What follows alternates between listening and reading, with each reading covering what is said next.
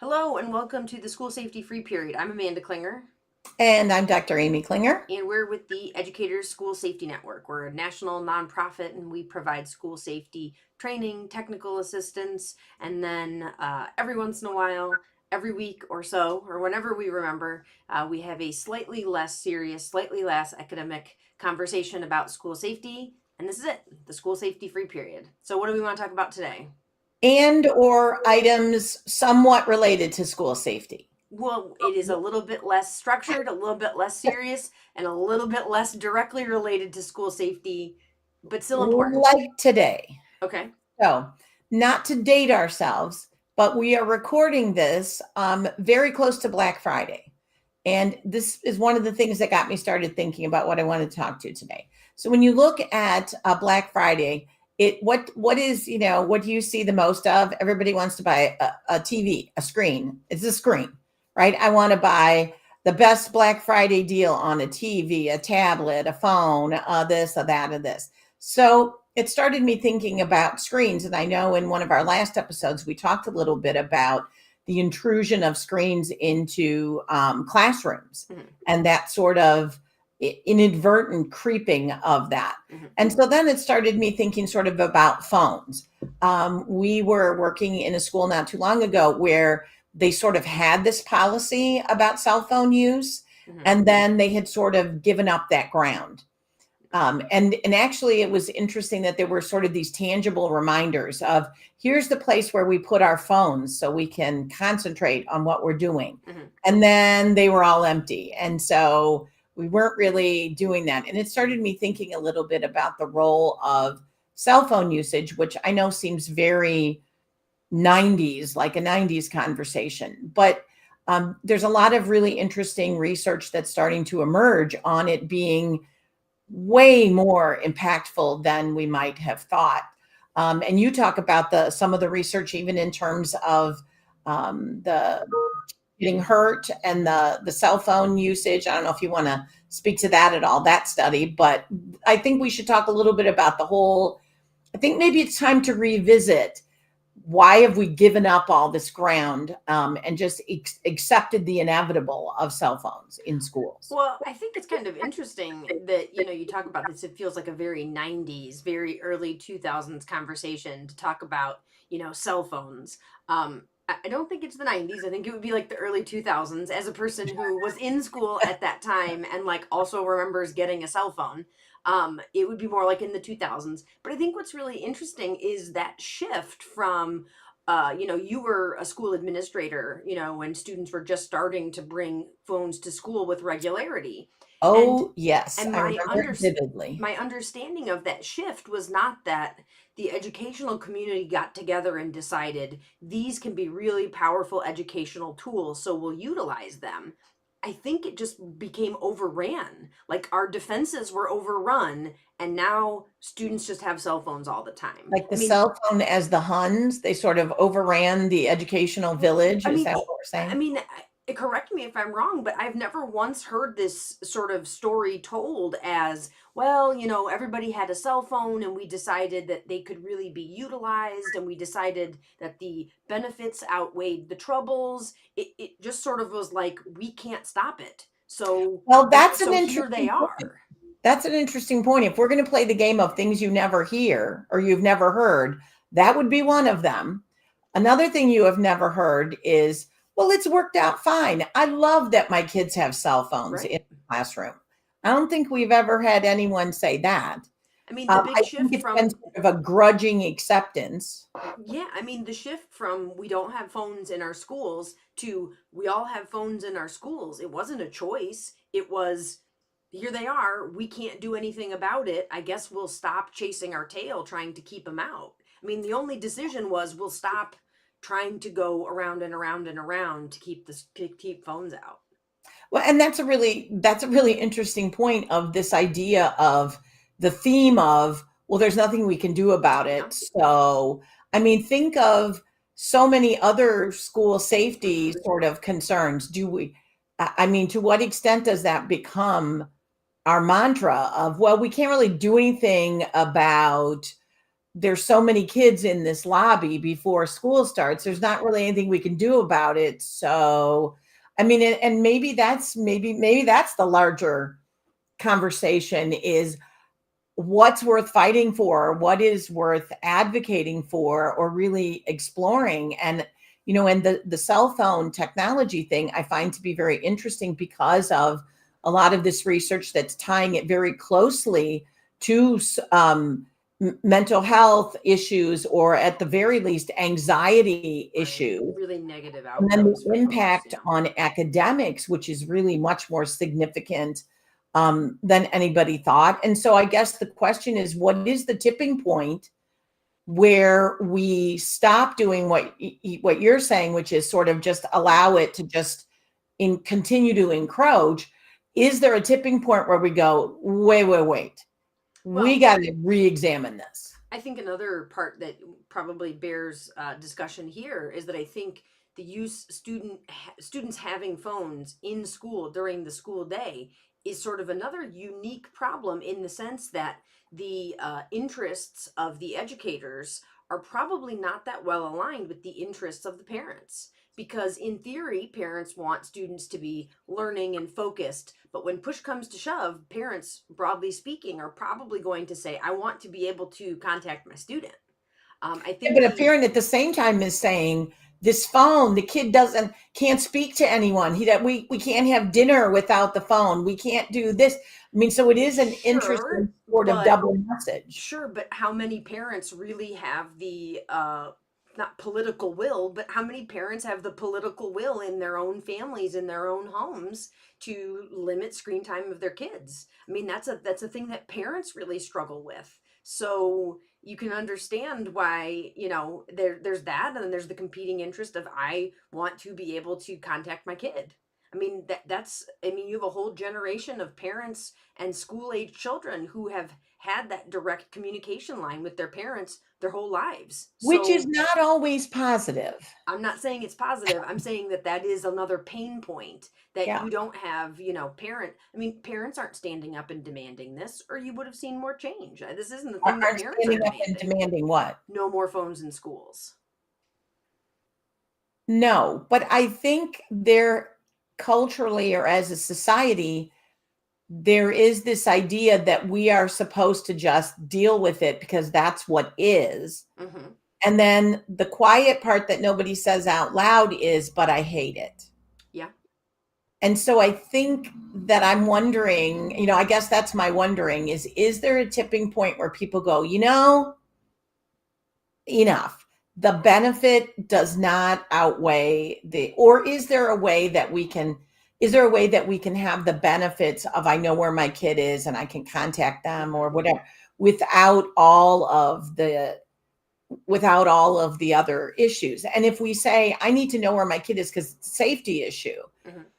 I would postulate that a lot of the research that indicates the high levels of suicide and anxiety and mental illness associated with phones and social media is also a safety issue, Hmm. Sure. because it's much more likely that there's going to be a child that's going to be impacted by those mental health and suicidal issues than that they're going to get snatched from their desk at school and kidnapped, that I need to know where they are. Yeah. I mean, and Yeah. so that's, I think, going to be maybe part of that tipping point. It really struck me that you said that that sort of this feeling of, well, this is the way it is. We can't do anything about it, but we hate it. I wonder how universal that refrain is. We hate it. I think if the we is teachers struggling with students having phones and devices in their schools, yeah, I think that's probably a pretty universal, we hate it. But like, I don't know, writ large, I think there's probably certainly components of it that people struggle with.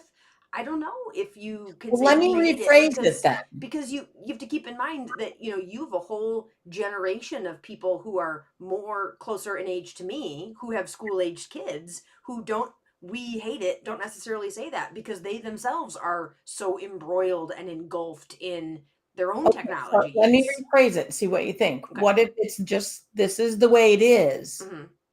And we are coming to have these little voices saying, but I don't think it's worth it. Yeah, definitely. Absolutely. Is that better? Yeah, I mean, That I think it's this is just the way it is now, but the quiet little voice going, but this is not the way it should be. This is oh, not absolutely. I definitely agree with that. I just okay. think it's as you're talking about this issue, I think you have to keep in mind the context of there's adults who are also in the same boat in terms of their attention and Yeah. addiction and the feeling like I can't break away from social media or my phone or my screen usage. That it's not like, oh, this is a problem only for kids. Nope, it's a problem for a And lot of we people don't my age too. really you don't really see it in the totality, although a lot of the research that I've been looking at is looking at it in the totality, which is what I think is going to become really Mhm. impactful. But when you look at it in these little snippets, like, we've been in schools where teachers will say, well, we let the kids have their phones because they can look something up on their phone if they want to Google it. But they're Yeah. sitting there with a Chromebook or Mhm. a one-to-one laptop Mhm. initiative, Mhm. then they don't need their phone. Or, well, we let the kids use their headphones because then they can listen to music. Because there would be no other way to get music into the classroom if they Yeah. weren't individually, or there would be no way to listen to music on a, so Mhm. we sort of try, it's like we're trying to prop up the excuse of, well, this is just the way it is. We're trying to prop up by artificially creating a different rationale for it. Well, I don't want to go too far down a side road here, but if the premise of what you're saying is we have found ourselves in this position and we didn't choose it, we just ceded ground and look where we are and it's not where we want to be. I agree with all that. And you know what's coming next? Right now, it's a screen that can be put away. And in the coming years, it'll be your glasses are also the screen. I mean, Yeah, that's okay.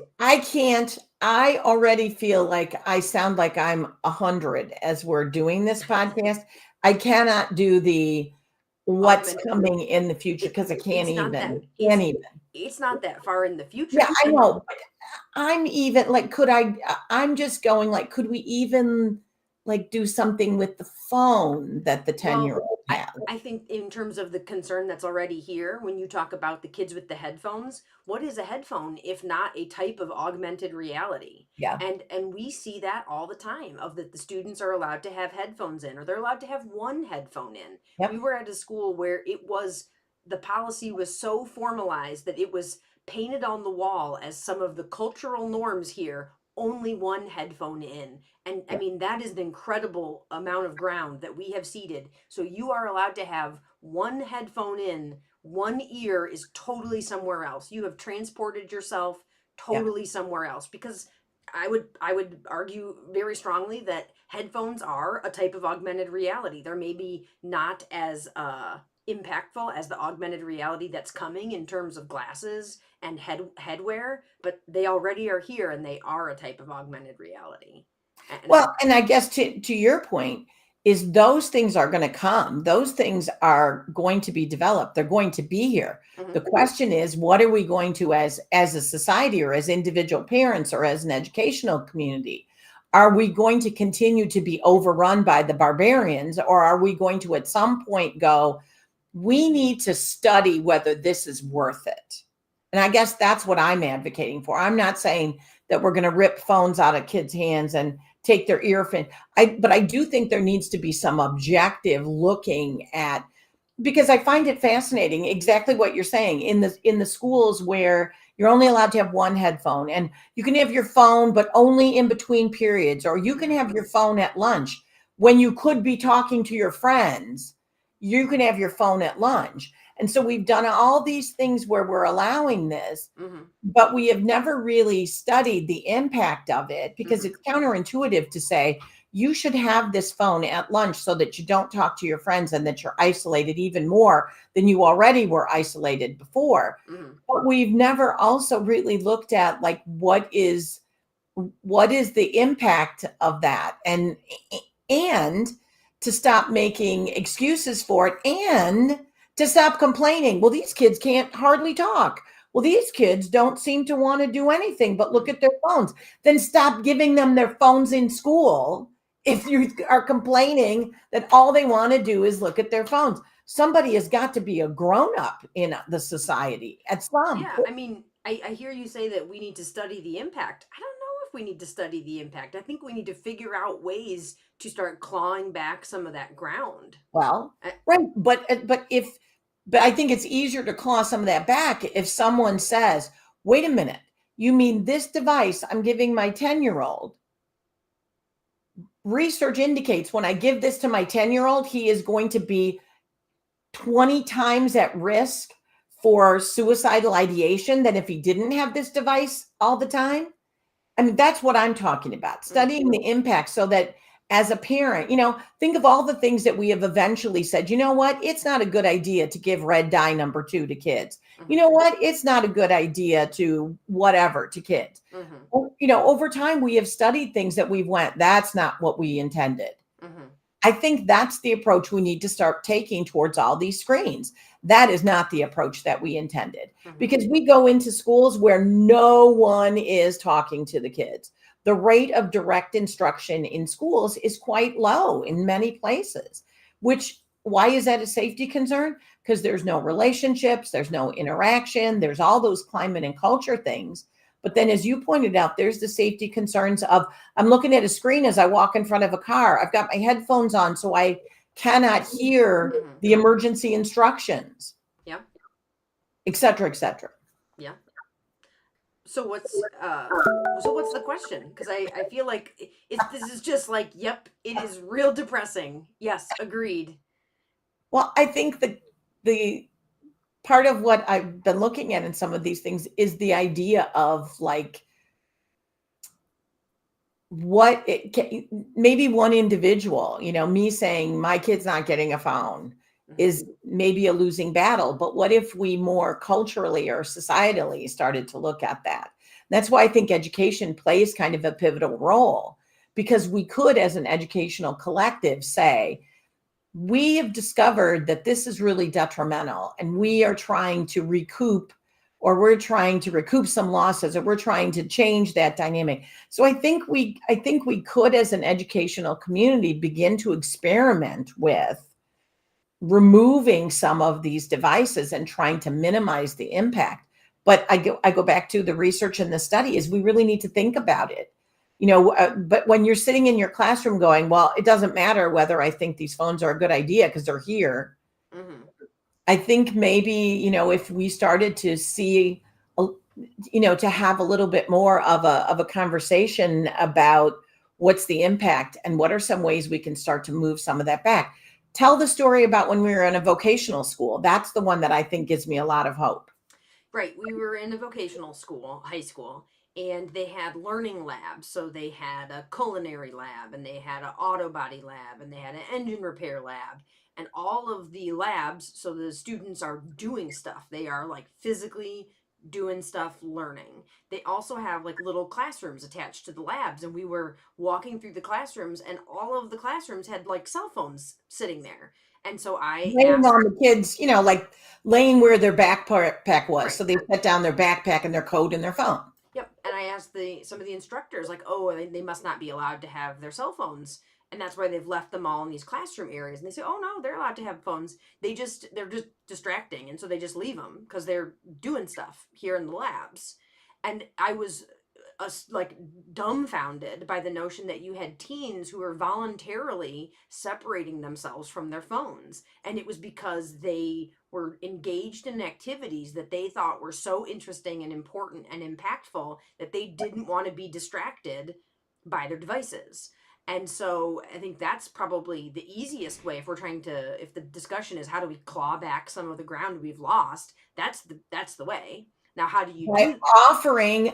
by offering alternatives or by developing or presenting experiences Right. that can compete with the phone. And I know that everyone listening is going, well, that's not possible. There's nothing that can compete with the phone.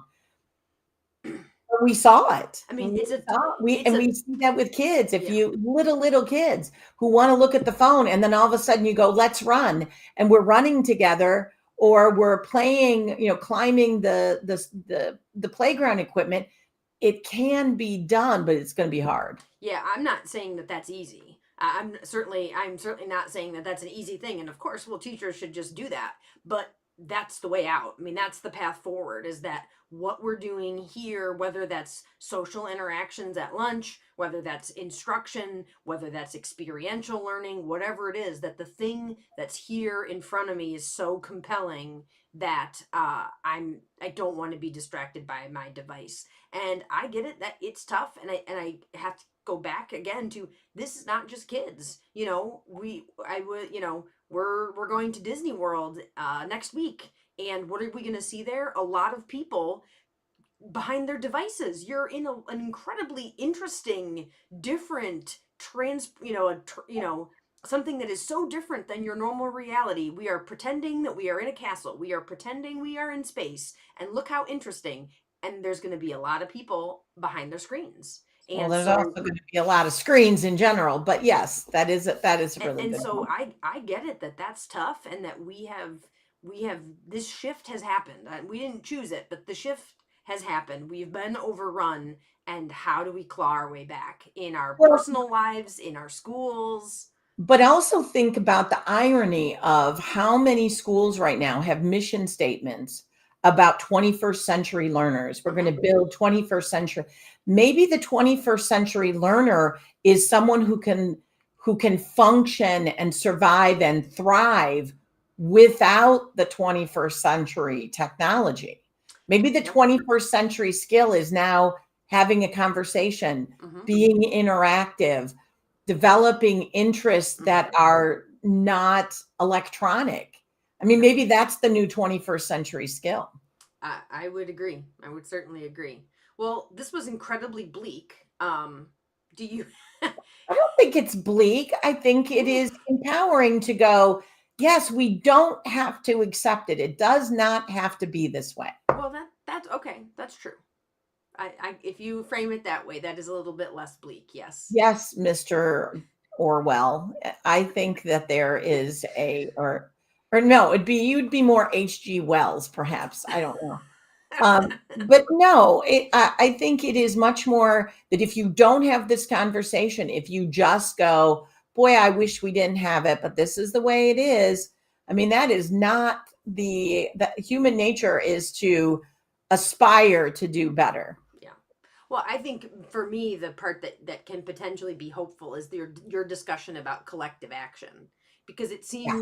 it seems like, broadly speaking, this, if we're talking about clawing back what we've lost, that people are doing that in their own homes, in their own families. People are doing that in their own habits. But in terms of collective action, not so much. And the irony of that is, what is so much collective action in 2023 is organized around a technology component. So Well, how do and we we'll have have to cultural action, cultural change, collective action, without falling deeper down the rabbit hole? have a podcast in the future about how to survive the riot of the parents and kids when you, as a school administrator, propose to limit cell phones.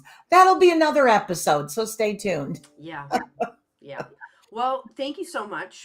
Again, we like to be a little bit less structured and a little bit less formal, but hopefully there's a lot of impact on school safety in the stuff that we talked about Definitely. today. And so we'd love to hear from you in terms of what's working in your schools, what are you struggling within your schools, what are you seeing in terms of students Well, using phones, or does this even resonate? Do yeah, you ever feel any of the things we've discussed? yeah. The feeling of, I wish it wasn't like this. And if you've solved it, you have to email us. If you've solved this already in your classroom, in your school, you have to email us so we can bring you on the podcast, so you can share your wisdom with everybody else, because we There you definitely want go. to hear from you if you've solved it.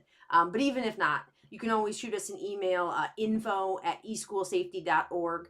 We have tons and tons of resources for free on the website, www.eschoolsafety.org. And let us know if there's anything that we can do to help. So until next time, thanks. Bye.